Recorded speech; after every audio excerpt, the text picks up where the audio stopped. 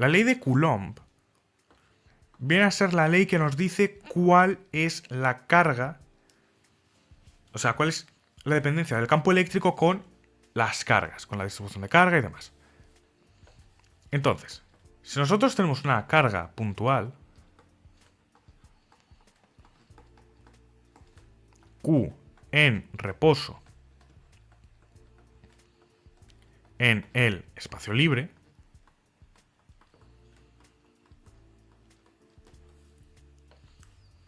entonces nosotros vamos a tener esto de aquí.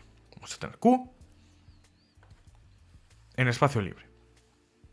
Entonces vamos a calcular el campo eléctrico en algún punto. Pero lo primero, por simetría, porque aquí vamos a tener una simetría esférica. Lo primero, el campo eléctrico, que es E dependiente de R vector, por simetría esférica solo puede depender de la distancia a la partícula. Porque, ¿por qué debería ser, digamos, diferente la intensidad en cualquier punto de una esfera? No tiene sentido. Porque podemos simplemente girar todo el espacio de forma que vuelva a estar en el mismo punto porque no habrá cambiado nada. De hecho, voy a cambiar la partícula y la voy a poner en el centro de esto. Q. Y esto es la dirección R versor y esta es una distancia R. Entonces, vamos a tener esto y además de que solo puede depender de R, la distancia a la carga, solo puede ser un campo radial, solo puede ir hacia afuera. Porque ¿por qué apuntaría hacia aquí? Si puedo girar todo el espacio o reflejarlo y hacer que apunte hacia el otro lado, no tiene sentido. Entonces tiene que ser radial. Entonces vamos a tener que va a ser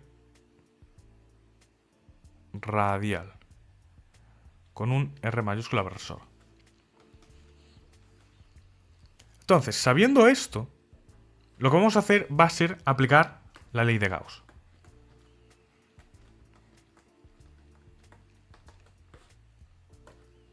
Con la ley de Gauss, básicamente lo que vamos a hacer va a ser que la integral, la superficie del campo, va a ser igual a la carga encerrada, que en este caso va a ser toda Q, entre epsilon sub 0.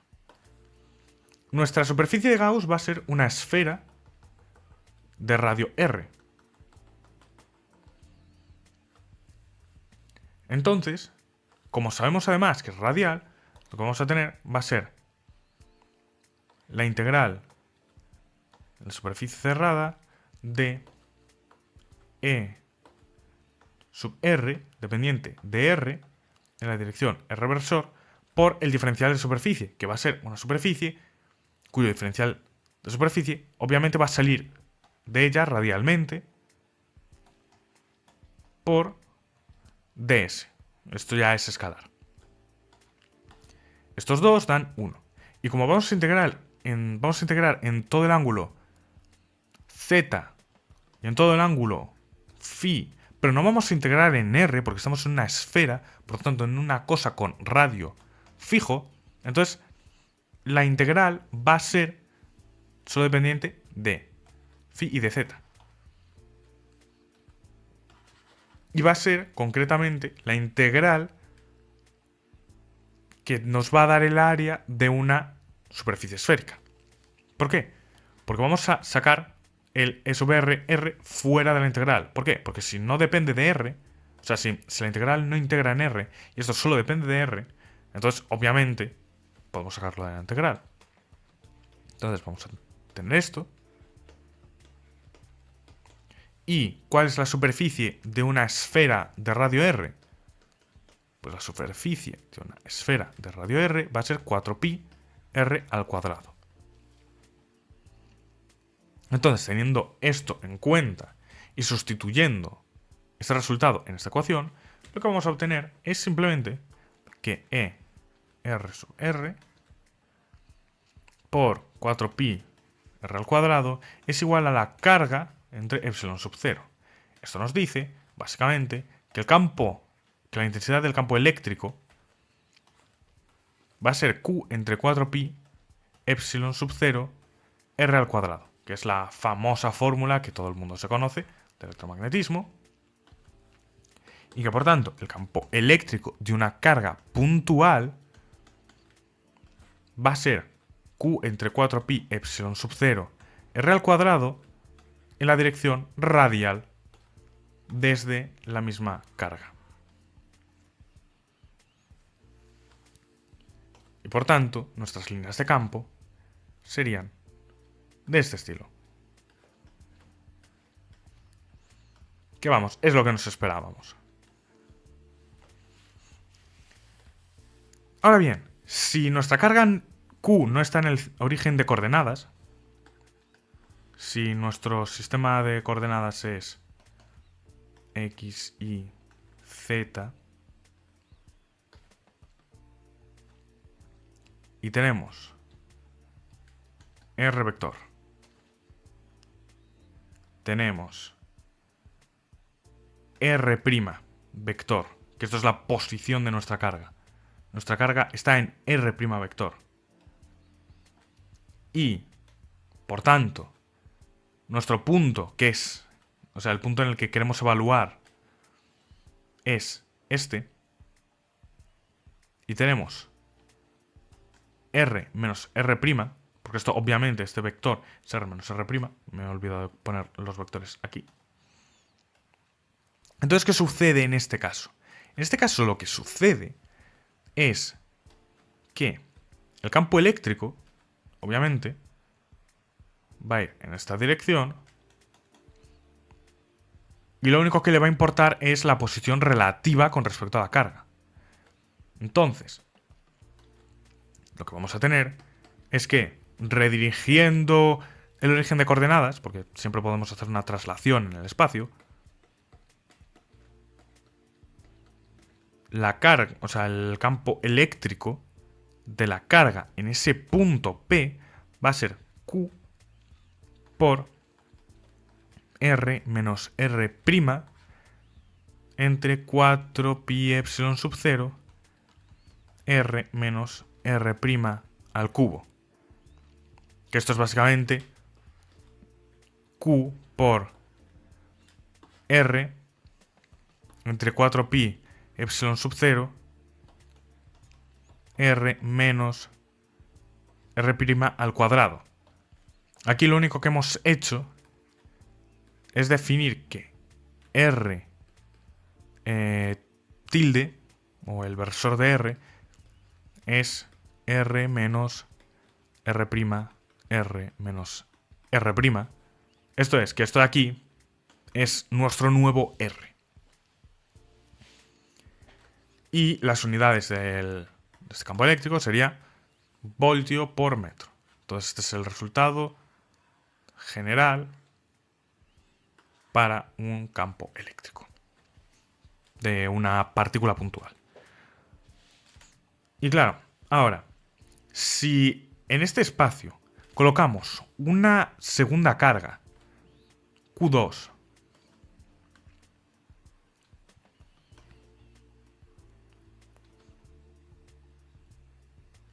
perdón, si en este espacio, en este punto colocamos, el punto P, colocamos una carga Q2, ¿qué fuerza va a experimentar esa carga?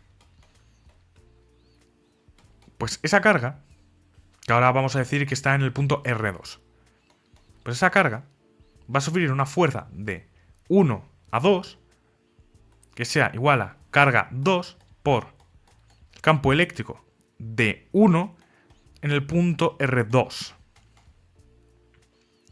Y esto va a ser Q1 por Q2 por R2 menos R1 partido de 4pi epsilon sub 0, la distancia que hay entre las dos al cubo.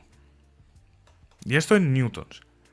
Donde podemos ver que la fuerza que ejerce la carga 1, la fuerza que ejerce la carga 1 sobre la carga 2 es exactamente la misma que ofrece la carga 2 sobre la carga 1 pero con el signo cambiado, porque ahora las R's estarían al revés. Y además vemos que si Q1 por Q2 es mayor que 0, es repulsiva, esto es, las cargas del mismo signo se repelen, y si Q1 por Q2 es menor que 0, entonces es atractiva, porque cargas del mismo signo se atraen. Esto simplemente porque iría en una dirección u en otra del vector R que las une. Y para, digamos, terminar, si tuviéramos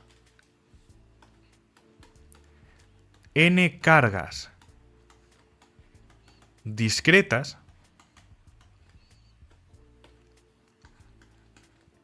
entonces el campo eléctrico sería la suma de los campos eléctricos.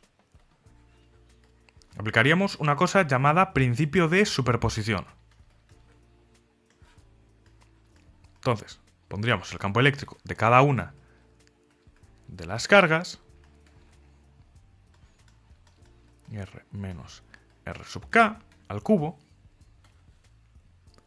y para una distribución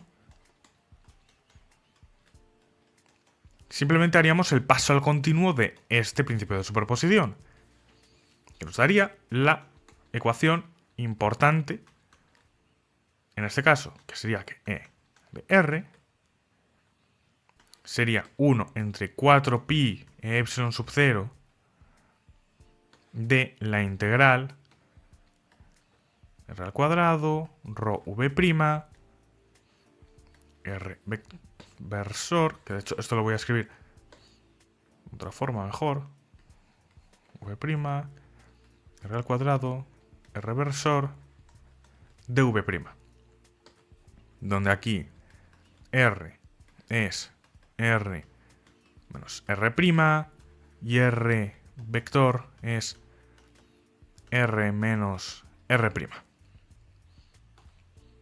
Entonces, el campo total, dado una distribución, sería la suma del campo generado por cada uno de los elementos de esta distribución de carga, ponderado por cuánta carga tenga ese elemento. Y en resumen de toda esta parte, básicamente, tenemos que las leyes fundacionales de toda la electrostática en el vacío es que la divergencia del campo eléctrico es la distribución, es la densidad volumétrica de carga. Esto es, las cargas eléctricas son las fuentes de campo. El rotacional del campo eléctrico es nulo, por tanto, el campo eléctrico no se cierra sobre sí mismo y además es conservativo. Y de manera integral tendríamos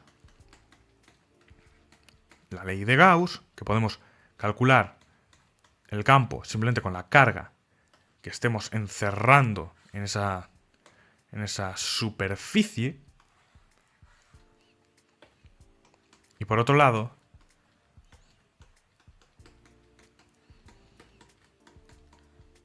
esta ley que básicamente nos dice que el campo en un circuito cerrado va a tener una integral con este circuito de cero, que básicamente lo que nos dice, de una manera resumida, es que todo ciclo cerrado, toda trayectoria cerrada va a tener un trabajo total cero. Esto es, no podemos extraer energía o no vamos a perder energía haciendo cualquier trayectoria cerrada cuando solo tengamos campo electrostático. Así que esto sería básicamente todo lo de electrostática en el vacío. Hemos analizado primeramente qué es una distribución de carga, después hemos visto qué es conceptualmente el campo eléctrico en un caso estático, hemos visto las leyes fundacionales de los campos electrostáticos, hemos visto la ley de Gauss, que nos sirve para calcular los campos eléctricos, hemos visto el uso del teorema de Helmholtz para el cálculo del potencial escalar y a partir de este el campo eléctrico, que se puede hacer de esta manera, que esto también se puede convertir en una integral, como hemos visto aquí, que es el propio teorema de Helmholtz. También hemos visto la deducción del trabajo a realizar para mover una carga eléctrica en un campo eléctrico. Hemos visto el potencial, el campo, las superficies equipotenciales y las líneas de campo para un dipolo eléctrico. También hemos visto la ley de Coulomb, que nos dice cuál es el campo eléctrico o la fuerza eléctrica que viene dada por una carga puntual en el espacio, en este caso además estática, y también cómo calcular el campo eléctrico a partir directamente de las fuentes de una manera directa con una integral. Y por último hemos repasado todo el tema de las leyes fundacionales a modo de resumen. Así que ya sabéis, si tenéis cualquier tipo de duda, podemos verla en los comentarios. Me podéis dejar un comentario preguntándome al respecto y demás. En principio no tengo pensado hacer ningún ejercicio como tal de esta parte porque, como digo, este es un tema que está súper trillado con el tema de los ejercicios, que podéis encontrarlos en cualquier lado. Pero si lo veis total y absolutamente necesario y vital, pues se puede hacer algún que otro ejemplo. Así que también si tenéis cualquier duda conceptual de esta parte, podéis dejármela en comentarios y ver si puedo responderla a través del propio comentario o si necesito hacer un vídeo aparte para explicarlo mejor. Y el siguiente vídeo ya sería electrostática en medios materiales, conductores, dieléctricos y condensadores. Entonces el siguiente vídeo también vendrá cargadito de mucho contenido, sobre todo conceptual. Así que nos vemos en el siguiente vídeo.